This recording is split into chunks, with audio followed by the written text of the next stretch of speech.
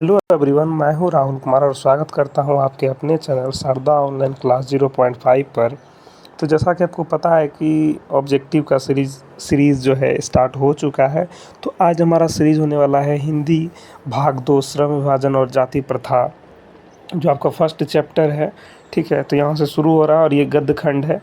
इसके बाद हर एक चैप्टर का मिल जाएगा आपको इसी चैनल पर ऑब्जेक्टिव। ठीक है, तो चलिए बिना टाइम गवाए शुरू करते हैं फटाफट से। लेकिन एक बात मैं पूछना चाहूँगा कि क्या आप लोग इस व्यक्ति को पहचान रहे हैं मेरे दोस्त? ये वही व्यक्ति हैं जिन्होंने दलितों को समाज में इज्जत दिया, छुआछूत ख़त्म किया, इन सब पर कार्य हुआ। चलिए तो क्वेश्चन देखते हैं फटाफट से। पहला क्वेश्चन है, श्रम विभाजन और जाति प्रथा के लेखक कौन है? तो अगर आपने पढ़ा होगा तो इसका correct answer C number option हो जाएगा, यानी कि भीमराव अंबेडकर। डॉक्टर अंबेडकर का जन्म किस राज्य में हुआ था, ये आपका दूसरा क्वेश्चन है कि डॉक्टर अंबेडकर जो थे उनका जन्म किस राज्य में हुआ था। तो महू मध्य प्रदेश में, आपने शुरू में ही पढ़ा होगा, तो इसका आंसर मध्य प्रदेश हो जाएगा। चलिए तीसरा नंबर क्वेश्चन देखते हैं। लेखक की दृष्टि में विडंबना किस बात लेखक की दृष्टि में विडंबना की बात क्या है? तो विडंबना यानी कि दुर्भाग्य क्या है भारत का? दुर्भाग्य यही है कि जातिवाद के पोषकों की कमी नहीं है। ठीक है, तो थोड़ा सा आंसर को, ऑप्शन को अच्छे से पढ़ करके आप दीजिएगा आंसर। बाकी हम टिक लगा दे रहे हैं और अगर आपको याद होगा तो मन में मन बोलते चलिए, इसका ये आंसर होगा। चलिए 4 नंबर क्वेश्चन देखिए। डॉक्टर अंबेडकर के पिता का क्या नाम था? यानी कि डॉक्टर जो अंबेडकर जी थे, इनके पिता का नाम क्या था? तो इसका करेक्ट आंसर जानते हैं क्या हो जाएगा? रामजी सकपाल हो जाएगा। क्या हो जाएगा? रामजी सकपाल। चलिए बढ़ते हैं आगे। डॉक्टर अंबेडकर की माता का क्या नाम था? यानी कि बाबा साहब जो अंबेडकर थे, इनकी माता का नाम क्या था? तो इसका करेक्ट आंसर हो जाएगा भीमाबाई, ऑप्शन नंबर डी। ठीक है, और 6 नंबर क्वेश्चन देखिए क्या कह रहा है। अंबेडकर ने पीएचडी की उपाधि कब प्राप्त की? यानी कि अंबेडकर ने जो पीएचडी की थी वो कब की थी? तो इसका करेक्ट आंसर हो जाएगा 1916 में। देखिए, हो सकता है हम भी इंसान ही हैं, कभी ना कभी गलती होती रहती है, आपसे भी गलती होंगी। ठीक है, तो जो आपको गलत लगे तो आप एक बार कमेंट कर दीजिए कि नहीं, ये इसका जो है ऑप्शन या फिर जो भी हमने टिक लगाया वो गलत है। ये गलत आपको लग रहा है तो आप एक बार बताइए। ठीक, या तो हो सकता है कि आपके दिमाग में कोई कन्फ्यूज़न हो या फिर हम ही से गलती हो गया, तो उसको क्लियर कर लेंगे। ठीक है, और इंसान है, इंसान से गलती होती है। चलिए 7 नंबर क्वेश्चन देखिए। The caste in India their mechanism किसकी रचना है? यानी कि ये जो रचना है ना, द कास्ट इन इंडिया हो गया, देयर मैकेनिज्म हो गया, ये आखिर रचना है किसकी? तो अगर आपने पढ़ा होगा ध्यान से तो इसका करेक्ट ऑप्शन ए होगा। क्यों? भीमराव अंबेडकर का ही होगा। ठीक है, चलिए इसको दूसरा कलर से कर देते हैं। चलिए नेक्स्ट, मूक नायक क्या है? तो मूक नायक जो था वो एक क्या थी? पत्रिका थी। मूक नायक एक पत्रिका थी। चलिए 9 नंबर क्वेश्चन कह रहा है, आधुनिक सभ्य समाज कार्य कुशलता के लिए किसे आवश्यक मानती है? तो आजकल के जो समाज हैं वो कार्य कुशलता, यानी कि उनको काम कार्य में राहत मिले, काम थोड़ा कम करना पड़े उनको, इसीलिए श्रम को विभाजन, यानी कि श्रम जो विभाजन होता है, यानी कि काम अगर बढ़ जाए तो फिर कम काम करना पड़े, इसीलिए आदर्श सभ्य समाज जो है वो आवश्यक मानती है किसको? श्रम विभाजन को। ठीक है, चलिए बढ़ते हैं 10 नंबर क्वेश्चन की तरफ। जाति प्रथा भारत में बेरोजगारी का एक डैश कारण है, क्या है? तो देखिए, प्रत्यक्ष ए नंबर ऑप्शन है, बी नंबर ऑप्शन प्रमुख है, और सी ए भी दोनों है, डी इनमें से कोई नहीं है। तो देखिए इसका करेक्ट ऑप्शन जो है वो हो जाएगा आपका सी। क्यों भाई? क्योंकि ए और बी दोनों, आपने अगर कभी चैप्टर में पढ़ा होगा ध्यान से, तो चैप्टर में आता होगा कि जाति प्रथा भारत में बेरोजगारी का एक प्रमुख और प्रत्यक्ष कारण, ना कि सिर्फ प्रमुख। चलिए 11 नंबर क्वेश्चन देखते हैं। बाबा साहेब भीमराव अम्बेडकर की निधन कब हुई? तो बाबा साहेब भीमराव अम्बेडकर की जो मृत्यु हो गई थी वो आपके दिसंबर 1956 दिल्ली में मर गए थे। एनिहिलेशन ऑफ कास्ट का हिंदी रूपांतरण किसने किया? यानी कि एनिहिलेशन ऑफ कास्ट जो है इसका हिंदी में किसने लिखने का काम किया? इसका आंसर हो जाएगा ललई सिंह यादव। ललई सिंह यादव जी ने इनका हिंदी में लिखने का काम किया था। अम्बेडकर का जन्म किस परिवार में हुआ था? देखिए अम्बेडकर का जन्म किस परिवार में हुआ था? तो करेक्ट ऑप्शन हो जाएगा दलित, यानी कि दलित परिवार में हुआ था। चलिए बढ़िया आगे। लेखक को किस युग में कहाँ पर, लेखक को इस युग में भी कहाँ पर विडंबना दिखाई देती है? तो जातिवाद में। किसमें? जातिवाद में। चलिए बढ़ते हैं आगे। ठीक है। अम्बेडकर के चिंतन व रचनात्मक के मुख्य कितने प्रेरक व्यक्ति हैं? तो 3 हैं। कौन कौन? ज्योतिबा फुले, बुद्ध, कबीर। ठीक है। डॉक्टर अम्बेडकर ने किस पत्रिका का संपादन किया था? यानी कि कौन सा ऐसा पत्रिका है जिसका कि इन्हीं ने संपादन किया था? तो बहिष्कृत भारत हो जाएगा इसका करेक्ट ऑप्शन। देखिए ये सभी ऑब्जेक्टिव क्वेश्चन जो है ये मॉडल सेट, ठीक है, तो इसको एक बार देख लेना सही है। मॉडल सेट वो होता है जो कि क्वेश्चन में आपके एग्जाम में आपका पूछा गया है। चलिए 17 नंबर क्वेश्चन देखते हैं। भारतीय संविधान का निर्माता कहकर किसे पुकारते हैं? तो भीमराव अम्बेडकर को।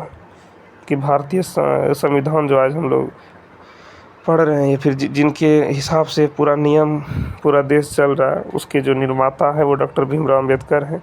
चलिए 18 नंबर क्वेश्चन देखिए।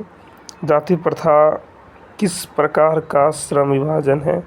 तो जाति प्रथा जो है स्वाभाविक श्रम विभाजन।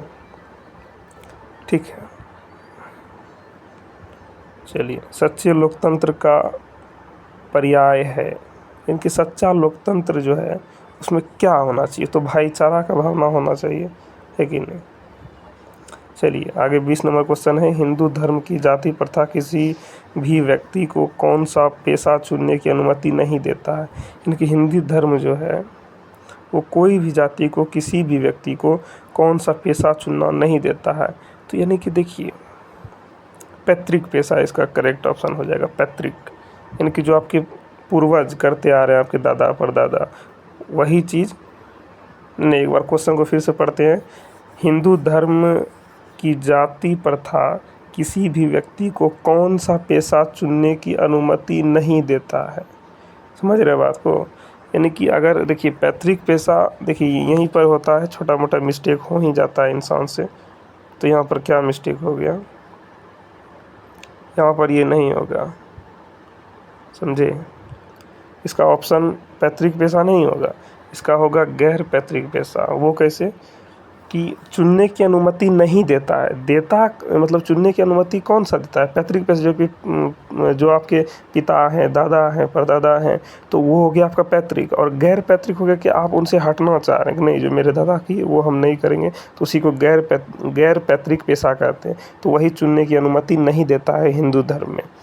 चलिए 21 नंबर क्वेश्चन है। श्रम विभाजन और जाति प्रथा पाठ बाबा साहेब के किस भाषण से लिया गया है?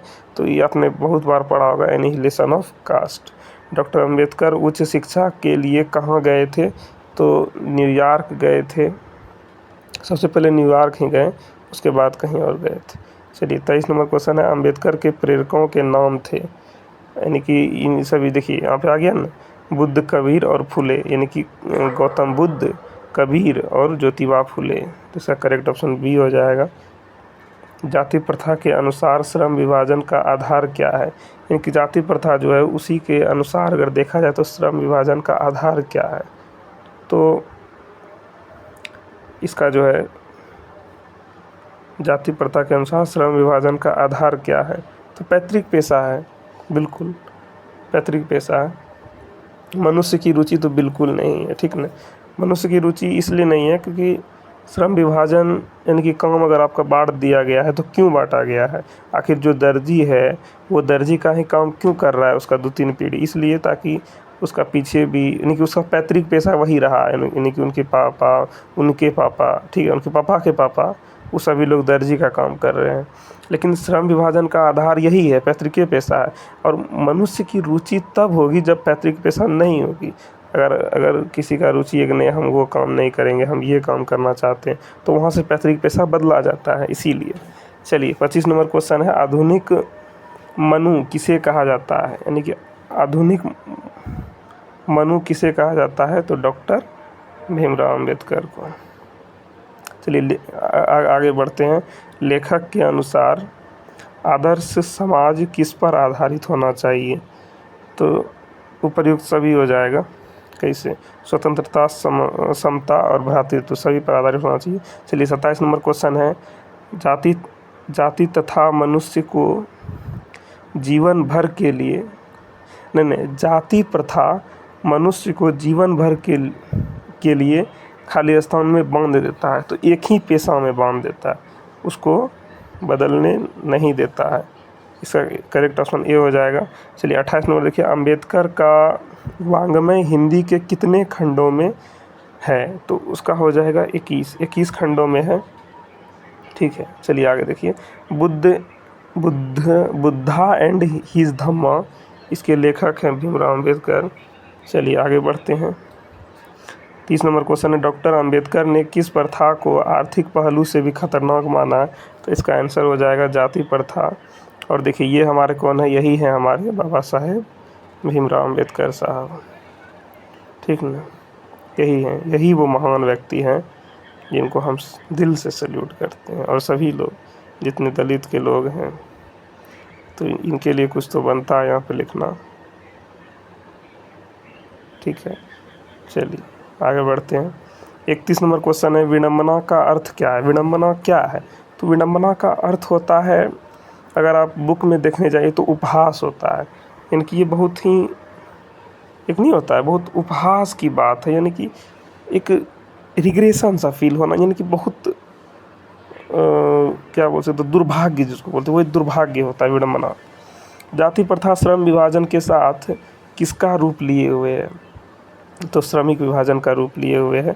चलिए 33 नंबर क्वेश्चन देखते हैं, बाबा साहेब का जन्म कहाँ हुआ था? तो महू में हुआ था, महू मध्य प्रदेश में। पहले आपने मध्य प्रदेश देखा, महू देख रहे हैं। लेखक की दृष्टि में भाईचारे का वास्तविक रूप कैसा है? तो पानी नमक के मिश्रण, दूध पानी जैसा, बिल्कुल दूध पानी के मिश्रण की तरह होना चाहिए भाईचारा। ठीक है, चलिए 35 नंबर क्वेश्चन देखिए, जाति प्रथा पेशे का कैसा निर्धारण करती है? जाति प्रथा पेशे का कैसा निर्धारण करती है? तो दोषपूर्ण निर्धारण करती है। ना उसमें अर्थ है, ना उसमें पूर्ण है, ना उसमें हितकारी है, वो दोषपूर्ण है। तो चलिए अभी उगताइएगा नहीं, 36 नंबर पे हम लोग आ गए हैं और 50 ही आपका क्वेश्चन है। तो टोटल अभी 15 क्वेश्चन देखना। चलिए फटाफट से देखते हैं। अंबेडकर की दृष्टि में स्वतंत्रता, समता और भ्रातृत्व आधारित समाज क्या है? क्या है? तो राजतंत्र तो है नहीं, तानाशाही तो है नहीं, साम्यवाद तो है नहीं, लोकतंत्र। यानी कि बाबा साहेब भीमराव अंबेडकर ने अपने टाइम में जो है स्वतंत्रता, समता और भ्रातृत्व पर आधारित समाज जो है लोकतंत्र को बताया हुआ था कि अगर लोकतंत्र होना चाहिए भारत में तो इस तरह का होना चाहिए कि जहाँ स्वतंत्रता हो, कोई अपना भी काम किसी तरह कर सकता है। ठीक है, तो ऐसा था। चलिए 37 नंबर देखिए, जेनेसिस एंड डेवलपमेंट किसकी रचना है? तो भीमराव अंबेडकर की है, बी नंबर। चलिए 38 नंबर देखिए, डॉक्टर भीमराव अंबेडकर ने किस वर्ष बुद्ध धर्म अपनाया था? तो ये बहुत ही ज़्यादा खतरनाक क्वेश्चन है। ठीक है, यानी कि किस वर्ष अपनाया था, समझ रहे हैं? तो इसका ऑप्शन जो है 1950 आप करेक्ट कर लीजिए। देखिए 39 नंबर देखिए, जाति प्रथा का सबसे बड़ा दोष क्या है?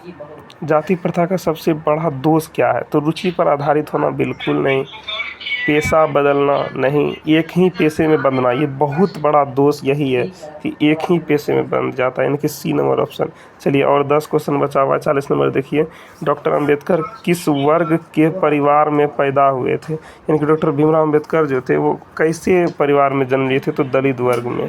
चलिए अगला 41 नंबर क्या है, हु आर सुधराज किसकी कृति है? तो भीमराव अंबेडकर की है, अंबेडकर। ठीक है, 42 नंबर क्वेश्चन देखते हैं, भीमराव अंबेडकर के चिंतन व प्रेरक रहे हैं कौन? ये क्वेश्चन रिपीट हो गया, बी नंबर। ठीक है, लेखक के अनुसार कार्यकुशलता के लिए क्या आवश्यक है? तो श्रम विभाजन आवश्यक है कार्य कुशलता के लिए, यानी कि आपको आसानी मिले। अम्बेडकर का जन्म कब हुआ था? 14 अप्रैल 1891 ईस्वी में। 45 नंबर क्वेश्चन है, सभ्य समाज के लिए श्रम विभाजन क्या है? यानी कि सभ्य समाज के लिए जो है श्रम विभाजन आवश्यक है। इनकी अगर आपको सभ्य समाज चाहिए तो श्रम विभाजन होना ही चाहिए, अपना अपना काम करे सभी व्यक्ति। चलिए 46 नंबर क्वेश्चन देखिए, भीमराव अम्बेडकर के विख्यात भाषण रिजल्यूशन ऑफ कास्ट का संपादन किसने किया था? क्वेश्चन रिपीट हो गया है, ललन सिंह यादव होगा। श्रम विभाजन, वही ललन सिंह यादव। श्रम विभाजन और जाति प्रथा पाठ में किस पर प्रहार किया गया है? तो छुआछूत, जातिवाद, गरीबी, अज्ञानता। तो जातिवाद पर जो है प्रहार किया गया है। डॉक्टर अंबेडकर के अनुसार भाईचारे का मिश्रण कैसा होना चाहिए? तो दूध और पानी के मिश्रण की तरह होना चाहिए। चलिए 49 नंबर क्वेश्चन देखते हैं, जाति प्रथा मनुष्य को क्या नहीं करने देती है? तो क्या पढ़ाई नहीं करने देता है, शादी नहीं, काम नहीं, पेशा बदलना? तो पेशा नहीं बदलने देती है। चलिए लास्ट क्वेश्चन है, भारतीय संविधान लिखने के मुख्य भूमिका किसकी थी? यानी कि बहुत महत्वपूर्ण भूमिका थी डॉक्टर भीमराव अंबेडकर साहब की। तो इसका करेक्ट ऑप्शन नंबर डी हो जाएगा। चलिए इसी के साथ आपका यहाँ पर ये एंड होता है क्लास, ठीक है। और अगर आपको थोड़ा सा भी क्लास अच्छा लगा हो तो एक बार लाइक, शेयर, सब्सक्राइब जमकर कर दीजिएगा। और मतलब कि इस पीडीएफ को आप उतार भी सकते हैं, इसीलिए हमने अच्छे से टिक लगा दिया है। बाकी अगर आपको ये पीडीएफ चाहिए तो ये नंबर आप नोट करिए, इस पर आप मैसेज भेजिए, आपको इधर से मिल जाएगा पीडीएफ।